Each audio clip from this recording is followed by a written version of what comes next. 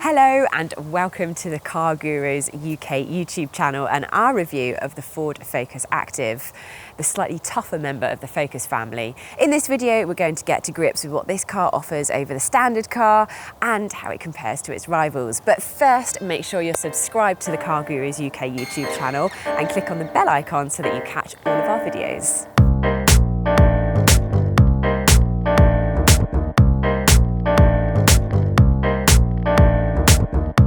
What exactly is the Focus Active? Ford says it's here to add SUV-inspired versatility and rough road ability. Notice the choice of words here. Despite the plastic body cladding and the raised ride height of 30mm, it's rough road, not off-road, so it's not going to be following Land Rovers into the wilderness. In fact, it's not even four-wheel drive. There are, however, a couple of additional driving modes to help the front wheels find grip on slippery or loose terrain, and perhaps more importantly, a raised driving position compared with a regular Focus. We'll talk a bit more about those changes as well as the modifications that Ford has made to the chassis in a minute. But first, let's remind ourselves of how roomy the new Focus is. It has got so much more space than the previous generation. There's loads of legroom and there's plenty of headroom as well. And the full-length panoramic sunroof is actually full length. It's massive. Other useful details include an almost flat floor, making it more comfortable when carrying a third passenger in the back, and these easily accessible ISOFIX points. You can have your Focus Active as a hatchback, or as we've got here, an estate. What you can't have, however, is this number plate, which is probably worth more than the car it's affixed to, and is owned by Ford. Boot space is fantastic, and this car even has different design suspension over the hatchback model to enable this huge boot opening, and it's been designed to fit a large dog crate, and I can believe it. For those of you who don't own a large dog, or indeed a crate to put it in, the Focus Active estate still has plenty to offer. There's a flat loading lip, useful underfloor storage that includes space to stow the parcel shelf, and quick folding rear seats that leave a flat load bay.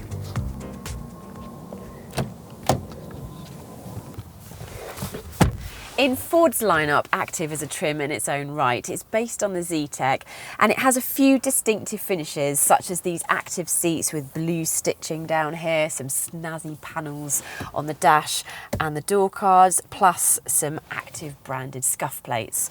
Now, in terms of driving position, it's slightly elevated. It's sort of a halfway house between a normal Focus and an SUV.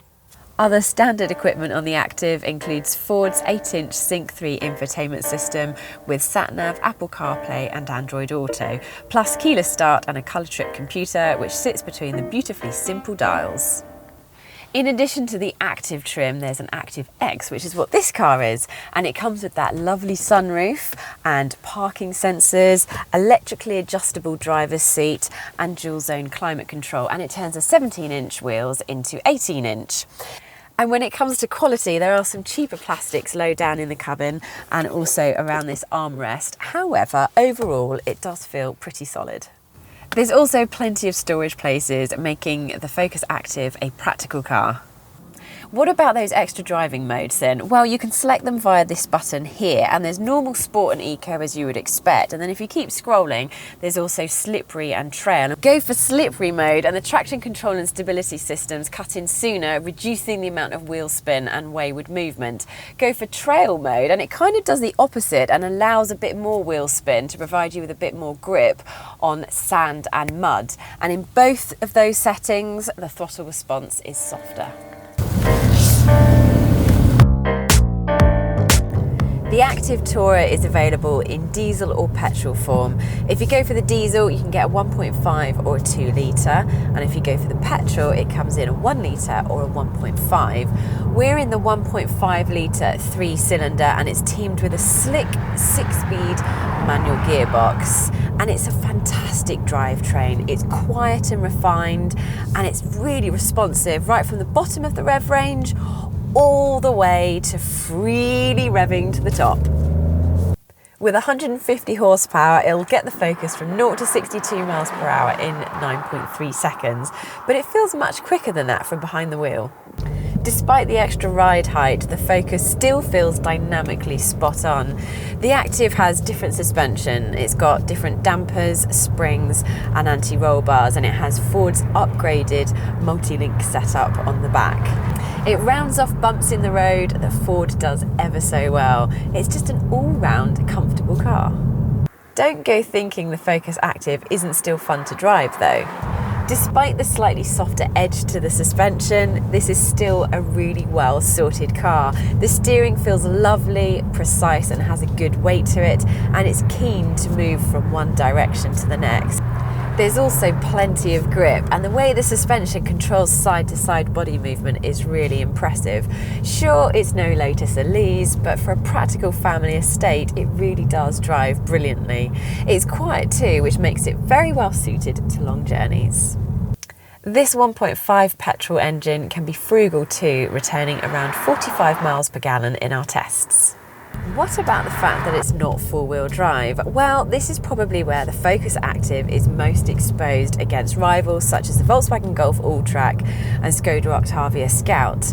Because if you want your practical family estate car to drive across muddy fields and down farm tracks, then those cars are going to be more appealing.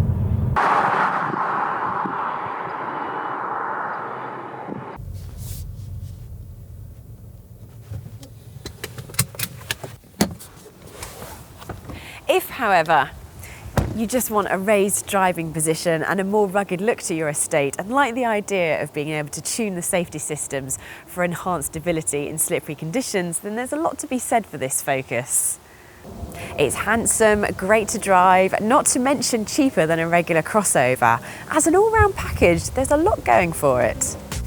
Would you take a Focus Active over an SUV? Let us know in the comments below, and please do like this video, subscribe to the CarGurus UK YouTube channel and turn on notifications. Plus remember, when it comes to choosing your next car, cargurus.co.uk is the place to go in order to find great deals from top-rated dealers.